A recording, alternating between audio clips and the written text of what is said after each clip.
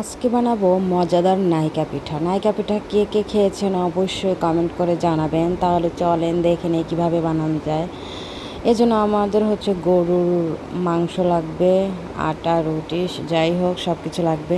নাইকা পিঠা বানানোর জন্য লাগবে এই যে পেপার, সুন্দর করে নায়িকাদের ছবি থাকবে এরকম পেপার লাগবে। পেপারের উপরে সুন্দর করে নাইকা পিঠাগুলো এরকম বানায় বানায় এরকম রাখতে হবে। দেখেন ওই যে নায়িকা, ওই যে নায়িকা একটা, ওই যে দেখা যায় নায়িকা, ওই যে একটা নায়িকা।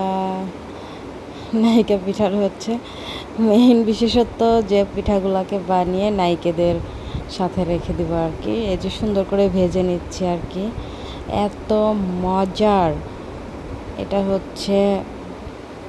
পুরি, আমরা যেটা সহজ বাংলায় বলে থাকি পুরি, যেটা মজাদার পুরি। এই যে ফুলে কিন্তু ডাম্বল হয়ে যাচ্ছে প্রতিটা পুরি। এই যে এরকম নিতে হবে।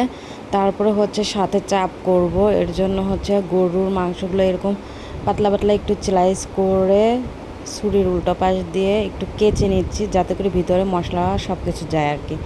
এখন আমি সুন্দর করে এটাকে মেখে নিব। এর জন্য আমি ভালো করে কেচে নিচ্ছি সবগুলো, অনেকগুলো পিস আমি ভালো করে একটু কেচে নিচ্ছি আর কি। কেচে নেওয়া হয়ে গেলে আমি এটাকে সব মশলা দিয়ে মেখে নিব।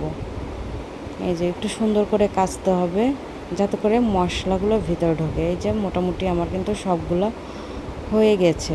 এই যে দেখেন এরকম পাতলা করে আমি করে নিয়েছি সুন্দরভাবে আর কি, মাশাআল্লাহ। এই যে তারপরে এই যে গোলমরিচগুলো দিয়ে খুব সুন্দর করে এরকম করে একটু গোলমরিচগুলো বেটে নিয়েছি। এখন এখানে দিয়ে দিলাম আর কি পেঁয়াজ, রসুন, কাঁচামরিচ, লবণ, হলুদ, যতটুকু যা দরকার সব কিছুই আমি দিয়ে দিচ্ছি। এখানে একটা কাবাবের সিক্রেট মশলা ব্যবহার করলাম। সব কিছু মিলিয়ে এখন খুব সুন্দরভাবে কাবাবটাকে মেখে নিব। কাবাব না, এটা চাপ, বিফ চাপ যেটা বলে আর কি। খুবই সুন্দর করে মেখে নিচ্ছি। মেখে নিয়ে এটা 2, 3, 5, 6 ঘন্টা আপনারা যতটুকু পারেন রেস্ট রাখতে পারেন, এতে করে ভিতরে সব মশলা ঢুকে যাবে।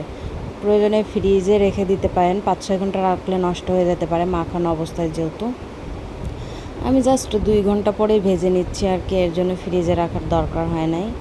এই যে তেল গরম করে তেলে মাঝারি আঁচে ভেজে নিচ্ছি আর কি। একটু কড়া করে ভাজতে হবে, তাহলে কিন্তু খেতে অনেক মজা হবে। কড়া বলতে এরকম না যে একদম মুড়মুড় কুরকুর করবে, এরকম না, মোটামুটি যতটুকু না হলেই না ততটুকু করতে হবে আর কি, ভিতর থেকে সিদ্ধ হয়ে যায় এরকম। যাই হোক খুব সুন্দর করে এটা করে নিতে হবে।